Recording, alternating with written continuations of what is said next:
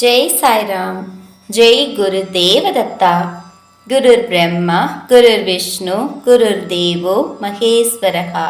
गुरु साक्षात् परब्रह्मा तस्मै श्री गुरुवे नमः। अक्कलकोट श्री स्वामी समर्थ लीलामृतम अध्यायम 60 श्री समर्थ नाम जपम।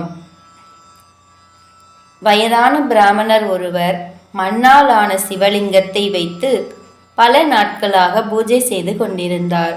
அவர் ஒரு நாள் பூஜை செய்து கொண்டிருக்கும் போது ஸ்ரீ சுவாமி சமர்த்தர் அவரை பார்த்து, இன்னும் எத்தனை நாட்களுக்கு இந்த மண்ணை வழிபட்டு கொண்டிருக்க போகிறாய் என்று கேட்டுவிட்டு அவருக்கு சில பாதைகளை வழிகாட்டினார். ஸ்ரீ சுவாமி மகாராஜ் சிலரை கணபதியையோ சிவனையோ வழிபடுமாறு அறிவுரைகள் அளிப்பார். இருப்பினும் அனைவரிடமும் கற்சிலைகளை வழிபடுவதை விட குருவை வணங்குவதே சிறந்தது என்று கூறுவார்.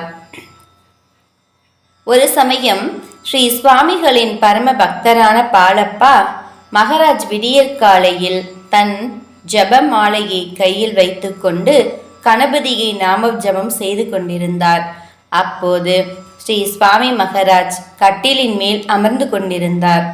அவருடைய சேவகன் சிவுபாய் தரையில் அமர்ந்திருந்தார். சிவுபாய் ஸ்ரீ சுவாமிகளிடம், பாலப்பா இப்போது என்ன செய்து கொண்டிருக்கிறார் என்று கேட்டார். அதற்கு அவர் சாக்கு நெய்து கொண்டிருக்கிறார் என்று ஸ்ரீ சுவாமிகள் பதிலளித்தார்.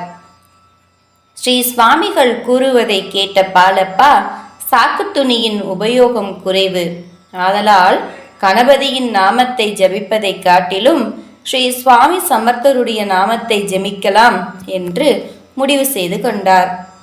அடுத்த நாள் காலையிலும் இதே நிகழ்ச்சி தொடர்ந்தது.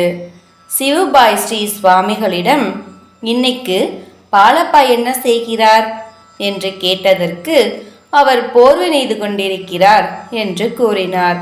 சாக்கு துணியை விட போர்வை சிறந்தது என்பதை பாலப்பா புரிந்து கொண்டு தினமும் ஸ்ரீ சுவாமி சமர்த்தரின் நாமத்தையே ஜெபிக்க வேண்டும் என்று முடிவு செய்து கொண்டார். நம்மில் எத்தனை நபர்கள் போர்வைகள் நெய்கிறார்கள்? ஞானத்தை பெறுவது என்பது அவ்வளவு எளிதானது அல்ல. ஞானத்தை பெற பல நடைமுறைகளை தொடர்ந்து பின்பற்றி செயல்படுத்த வேண்டும். ஆனால் சம்சாரம் என்னும் காலனிடம் சிக்கிக்கொண்ட ஒரு மனிதன் தன் வயிற்று பசி மற்றும் உடல் பசியை தீர்த்து கொள்வதிலேயே தன் காலத்தை கழிக்கிறான். அவனுக்கு ஞானம் மற்றும் பக்தியை பற்றி யோசிக்க கூட நேரம் கிடைப்பதில்லை. நாம ஜபம் செய்வது, பஜனை பாடுவது, பூஜைகள் செய்வது போன்றவற்றில் மட்டும் நேரத்தை வீணாக்காமல் எவன் ஒருவன் ஸ்ரீ சுவாமிகளை எப்போதும் நினைத்து கொண்டு தன் கடமைகளை சரிவர செய்கிறானோ அவனுக்கு தன் அருள் அபரிமிதமாக இருக்கும் என்று கூறுவார். எவர் ஒருவர் தன் வாழ்க்கையை நடத்த முழுமையாக உழைக்கின்றானோ அவனை அவர் மிகவும் விரும்புவார். இதுவே அவருடைய பிரதானமான கோட்பாடு என்றும் கூறலாம்.